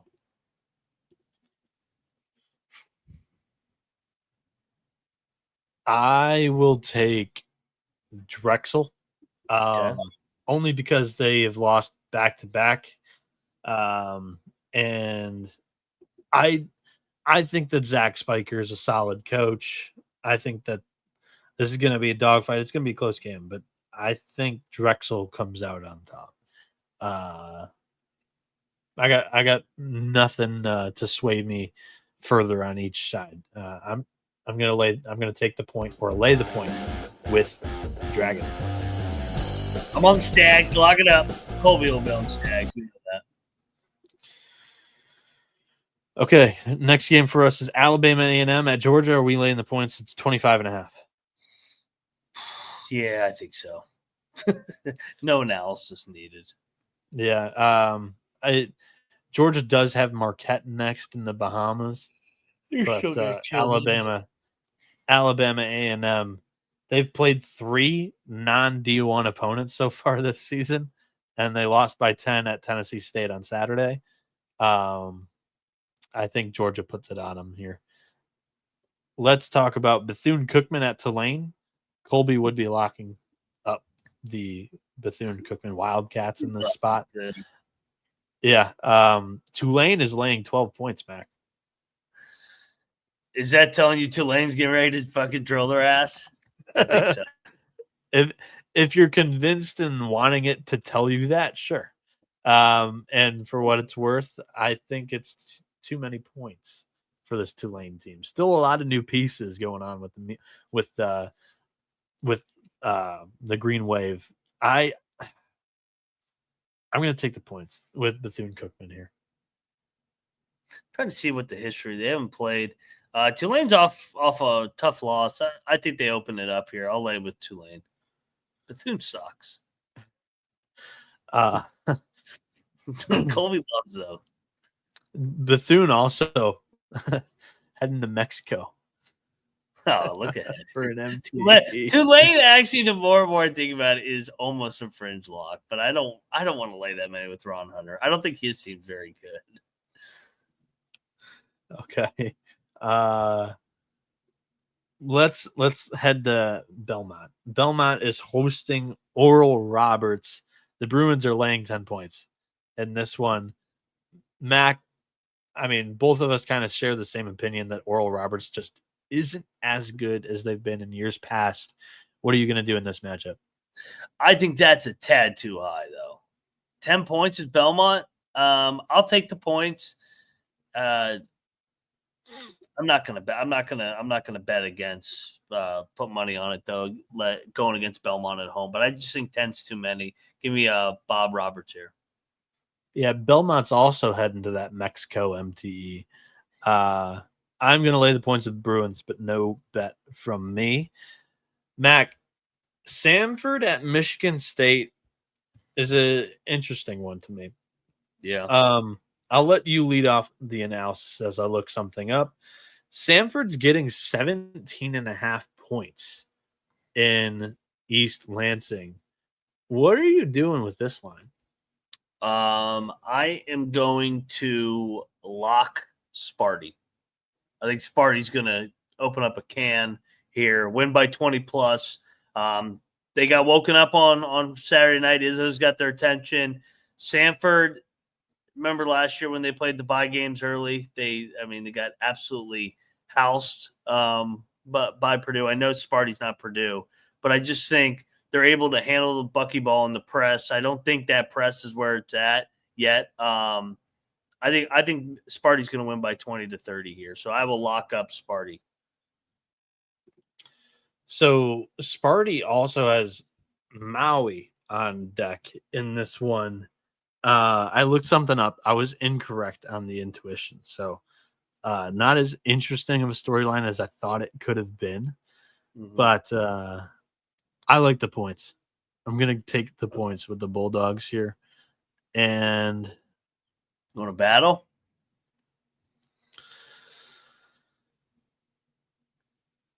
Yeah, let's battle. Cocktail Napkins got it at 15. All right. And I like the Maui look ahead spot. I'm gonna fade that. So give me Samford. Noah Bieniek, first battle of the night, going against Tom Izzo, taking the Bulldogs of Sparty. Who's your daddy, Noah? Tom Izzo. I'll take Sparty. That was a bedtime story for you. That's what Tom Izzo is going to do to you tomorrow. Sure.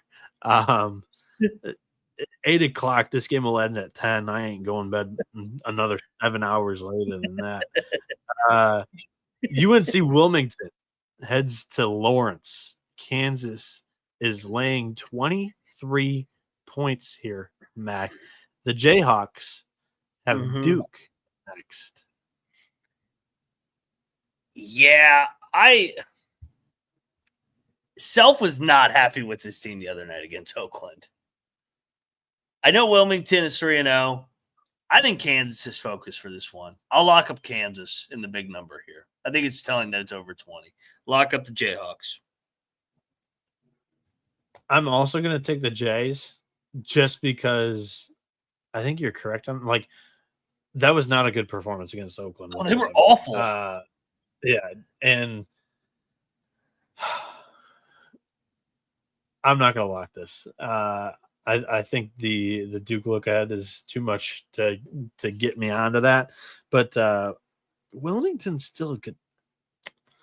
Yeah, I'm not locking it. It's the fog. It's you're blinking it away from you. Fog, yeah. Baby. Lock it up. I'll lay it. Solo. Western Illinois at Northern Iowa. The Panthers are minus 15. Are the Leathernecks that bad this year? Yeah. I think so. I'll lay it with Northern Iowa, but I don't want to bet that much.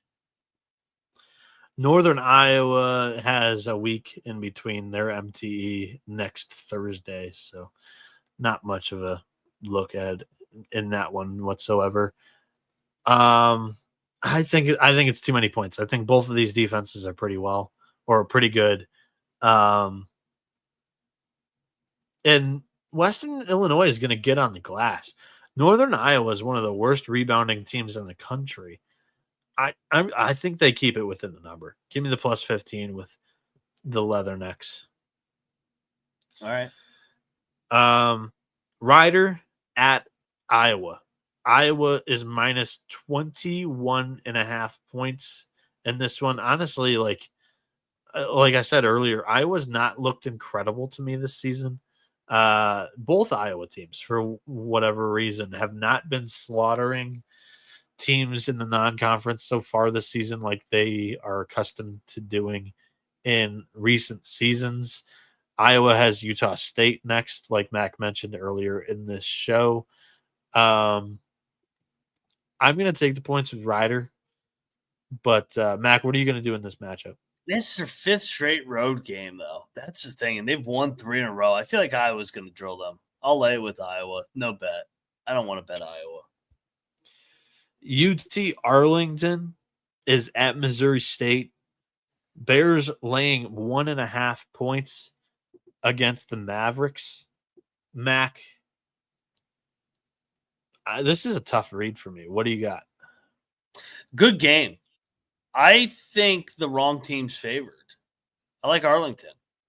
Arlington wins. I do too. Both of these teams with MTEs on deck. I tend to like the Mavs a little bit more than Missouri State this season as well. I am kind of with you. I think they win this game. I'm gonna bet it. Missouri State is off of a triple overtime game. I'm gonna fade the triple overtime angle. Give me UT Arlington to win outright. Great over poll. Missouri State. Great poll. I'm on the Mavericks with you. I think they win this thing outright, but give me the 1.5. Are you locking it in? Yeah. Oh, never mind. Double lock.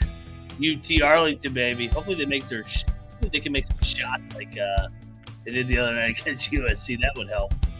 Let's go, Mavericks. Rob Donaldson says he's pulling for Kwanzaa, but I feel like he's gotten a raw deal in multiple stops. Cannabis Capper saying UT Arlington looked really good against USC, and I do agree. Mason also with us on Arlington outright. Charleston Southern at LSU. The Tigers minus 26.5 with an MTE in West Virginia on deck. Pitt. LSU also just beat Kansas State. Big road win. A little bit of a sandwich spot here. What are your thoughts?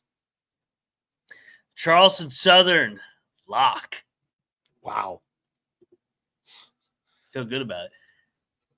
Remember they fucked around with Alabama State before the K-State game?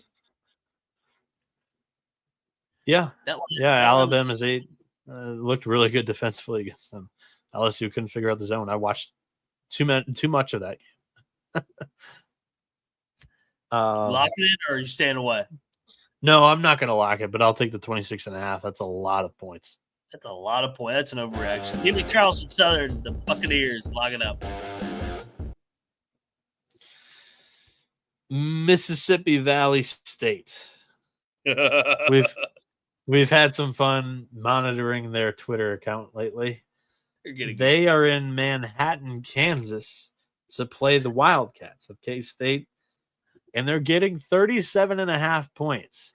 Kansas State does not look good enough to lay 37.5 against anybody right now, in my opinion.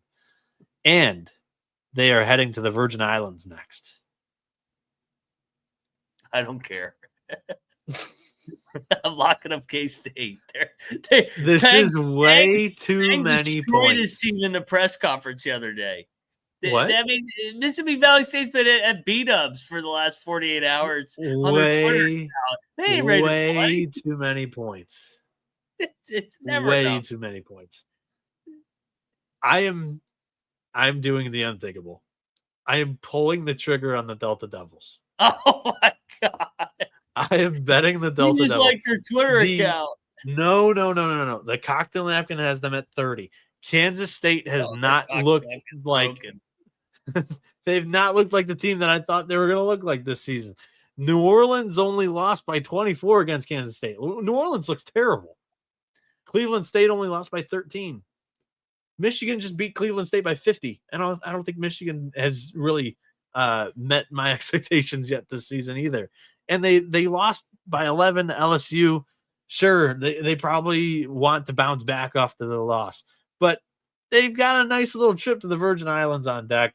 I think the Delta Devils cover the number. I think they put up 30 points and they lose something like 65 to 30, and they cover this by at least 2.5 points. This is what I would advise to bet this later, like near tip. It's going to grow maybe to 40. Who knows? I think Mississippi Valley State is the right side tomorrow. I am betting Mississippi Valley State. Go Delta Devils. Kansas State wins 101 to 44. That's my prediction. They are going to annihilate them just like Missouri just did. Missouri and K-State are too far apart. We'll battle here. Noah Bieniek buying in to the Valley State Delta Devils B-Dubs trip. They got right there. Moneyline Max saying 10 gang. You better win by 60 here, or we're going to have some real concerns. Real talk. All right. The chat loves this, by the way. They are loving this. Delta Devils dynasty starts here. It's their moment. Bounce back spot. Roger. K-State going to be up by 40 at halftime. Mississippi Valley State, if they top 45, he'd consider that a win. This is gonna be you at halftime with the napkin. You're gonna be like, why did you tell me it was 31? They're down 31 at the end. I haven't seen anything from Kansas State to make me want to lay 37.5 against anybody. Missouri? You saw something from Missouri? Yeah, I was on the Delta Devils in that one too. I wasn't sure what you were saying in that. I didn't bet them. This time I'm betting them. Like Kansas State looks like a disaster right now. They can be a disaster and win by 60. That's how bad the B-Dubs team is.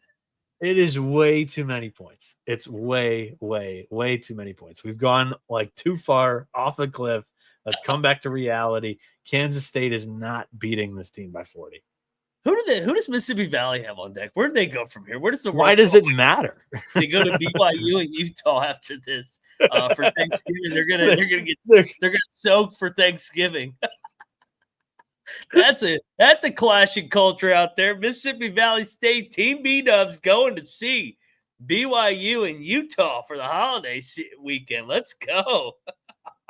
Oh, this is fantastic. Shout out to Valley State. I love it. Oh, man. It's incredible, too. Like, we were talking about this. Actually, we had like a 10-minute conversation about Valley State last night. I did not envision myself betting them, let alone picking them, until it was at 37.5. It's like we've gone off the reservation. Why didn't West Virginia get Mississippi Valley on the fucking schedule? Yeah, you guys need to. They're taking trips to Utah for crying out loud. Get them up there in the boondocks. Oh man, I can't believe that they had the back-to-back in Utah coming up after this. Didn't they just watch what Queens did out there? Oh god. Oh yeah, Lord. they're just collecting checks left and right. There's no shame in their game either. They've made that known. I know the exact B-Dubs that they were at. They were freaking watching NFL Sunday yesterday, taking fireball shots, Jaeger bombs. They aren't going to be ready to play tomorrow. You're going to be down 20 at the under 12 timeout. I did this once last year, not quite on Valley. I did it with Pine Bluff against Oklahoma when they were getting like 45 points, and it lost by the hook. I'm telling you, this number is just way, way off. Alcorn State heads to Fort Worth to play TCU. Horned Frogs minus 31.5. Mac, are you going in with another Big 12 team here, laying a big spread? Oh, the system is alive and well. We got some Big 12 HBCU challenge for you. Yeah, lock up TCU.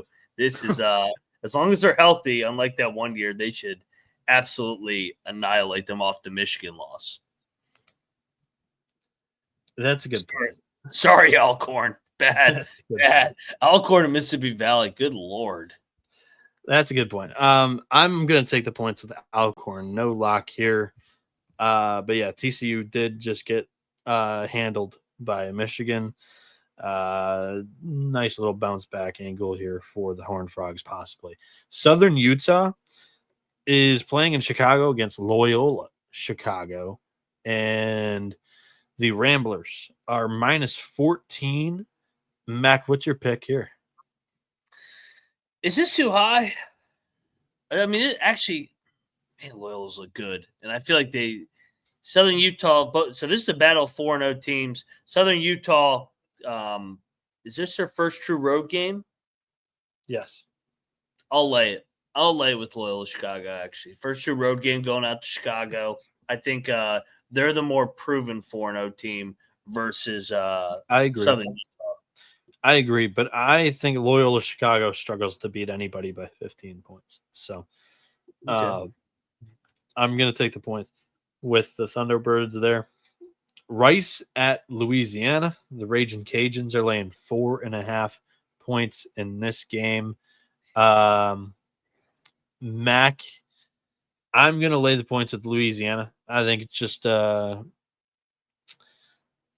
passionate crowd that I think gets their team across the line. This is a short spread. I think it's good enough for the Raging Cajuns to get it done. I had the same thoughts. I think Louisiana actually is a fringe lock. They just got absolutely embarrassed by Houston. I'm going to bet that. The only reason that I'm staying away is that they're heading the Virgin Islands this week, Friday. So, is Rice though headed somewhere too? No, they're broke. Rice is also off an overtime game against Northwestern State. So yeah, give me I'll lock up the Cajuns. Let's go, Cajun on. Rice has Houston Christian next, Bahamas next week for the Owls there. The big game of the night, Purdue at the Fiserv Forum to take on Marquette, and the Golden Eagles are laying 4.5 points. Didn't Purdue just beat Alabama, Mac? Yeah. The cocktail napkin says something smells here. Purdue should be minus 3 here. Boilermakers probably going to be catching some public action tomorrow. Mac, I talked about this with you and Colby a couple of days ago that I was eyeing up this spot. You go ahead, though. I'll let you lead. What's your pick in this one? What's the streak at now for Purdue non-conference wins in a row? They have not lost a non-conference game in 2.5 seasons.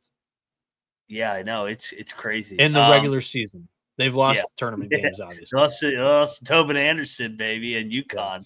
Two dynasties, Tobin Anderson and UConn. Make a note of that. Yeah. It was December 8th, 2021 was their last non-conference loss against Miami. Interesting. It's been a minute. I think Purdue's going to get blown out tomorrow. I'm in the same boat with you. I was on Purdue Friday night. Yeah, I was on Purdue Friday night. It was fantastic. It was a phenomenal win at Mackey. But this is a game where you miss a guy like Zach Edey. I think Purdue's going to be auto back at Mackey all year, but they're going to be very fadeable on the road just because they don't have a dominant player. That place is going to be absolutely going bonkers in Milwaukee. Yep. Shaka and company. I think they win by double digits. It may be like that Baylor game a couple years ago where Baylor walked into the buzzsaw and Marquette just hit him right in the mouth. Marquette, I think, opens it up. This is a scheduled loss. Like when you scheduled Alabama this year at home, and then given that you knocked off Alabama, this is an immediate letdown spot on the road in a ruckus environment in Milwaukee. Marquette, I think, puts it on Purdue in this spot, not only because of the letdown spot for Purdue. 2 years ago, Marquette went into Mackey. They were leading that game for a lot of it. They lose by 5 to Purdue. Yeah. Last season, they lose to Purdue in Maui because of a half-court first-half buzzer beater. They lost the game by 3. They've had this game circled on their schedule the entire preseason. I think Marquette gets the job done. Yes, you heard that correctly. I'm fading the Boilermakers. It does not happen often, but -4. Go ahead, lock it up on Marquette. This one, I'd be interested to see what happens with this line when the public gets their hands on it tomorrow. I think that Purdue might end up being public. Well, yeah, they probably will be because they're ranked higher, and usually the ranking higher is the public side. So I think it'll stay around 4.5. I think 4.5 is right. Okay, I'm gonna lock it up. Marquette -4. I was eyeing the spot since the beginning of the season. Chat seems to really like Purdue. People don't think Marquette's good. I mean, I was impressed with them at Friday night against Maryland on the road. Cam Jones, baby, lock it up. I totally fell asleep on catching up with the beloved College Experience YouTube chat. We've got 285 of you guys currently in here at 2:30 a.m. Eastern time after the San Diego State Gonzaga basketball game. We were holding out to watch that. Yeah, unfortunately not going to be able to display all those because I fell asleep while doing that game analysis. Yeah, I think Marquette gets it done. Montana State heads to Chicago, just Evansville, just a little bit east of it, to play Northwestern. The Wildcats are -15 against Montana State. Similar line to when I locked up Montana State against Wisconsin, Mac. Your thoughts? What are you going to do in this matchup? Do you want to go back to the well here? They're off an overtime game, Northwestern. Yeah, Cocktail Napkin has this right on the button at 15. Montana State also coming off an altitude game against Denver. They lost it, by the way. Not real enthusiastic about getting behind the Bobcats once again. So I'm just going to sit this one out. I'm going to take the points, but no luck. And how many fucking road games have they played in a row? I think they hosted a non-D1 in there. Okay. All right. I'll stay away. I think they lose by right around that 15 number. Yeah, they beat the snot out of Northwest Indian. That poor guy. Yeah, not very good. Eastern Illinois plays DePaul tomorrow. And the Blue Demons, RuPaul's Blue Balls, are laying 18. Oh, my God. 18? What is the world come to? Cocktail Napkin has this at 12.5. This is just crazy. This is a lock. I mean, who's DePaul got on deck? Just out of curiosity. I don't even care. I'm locking up the Panthers. And it is a little brother game, like Trevor said. I mean, EIU they got up for Northwestern. They'll get up for this one too. DePaul has Northern Illinois on deck. So yeah, they're making the little Illinois tour here. DePaul wins by 13. Yeah, let's go. Lock it up. Too much respect for Panthers. E-I-E-I-O. Last game on the slate, UC Riverside at Santa Clara. What the hell has happened with the Broncos that I used to love? Smash spot at home. Santa Clara. They're laying 7.5. Oh, it's my favorite one to lay. Lay the 7.5, take 5.5. You know my smash. Riverside's looked good though this year, dude. Yeah, I think this dog has fleas. I think Santa Clara puts it on him. I'm also going to take the Broncos, but no bet from me. All right, I got to have some action 10 o'clock window. Santa Clara, Bronc on, baby. Let's go. And that does it. Yeah, it does. That is the slate for today. Favorite bets. Last night, I let you start. So tonight I will go. My favorite play of the day is Marquette. Like I said, I had this. This is just a little bit of a rough scheduling from Matt Painter. I think this is just a scheduled loss, and I think Marquette gets the job done on the money line if you don't feel comfortable laying the 4. But I think Marquette gets this thing done, wins by 5 or more. It's a tremendous spot because they've lost to Purdue in back-to-back seasons by 5 points and 3 points, and last one last year was in Maui. I think they get it done on their home floor. Eastern Illinois plus 18 is my second favorite bet tomorrow against DePaul. I am relatively to a point high on DePaul, higher than you and Colby were this season on the Blue Demons, but this is just too many points. And my third favorite play of the day is Bowling Green minus 9.5. Mac, you're up. Return serve. Marquette was definitely at the top of mine. I got Kansas actually up there. It's not often that they don't cover back-to-back home games. So at the PHOG self-called out his team, I think that they respond big tomorrow. I know it's 22 against Wilmington, but I think it's a nice smash spot. And then number 3, the Seminoles of Florida State against Hofstra. Great spot with them coming down there on their third straight road game. So give me Marquette, Kansas, Florida State, some chalk for me tomorrow night.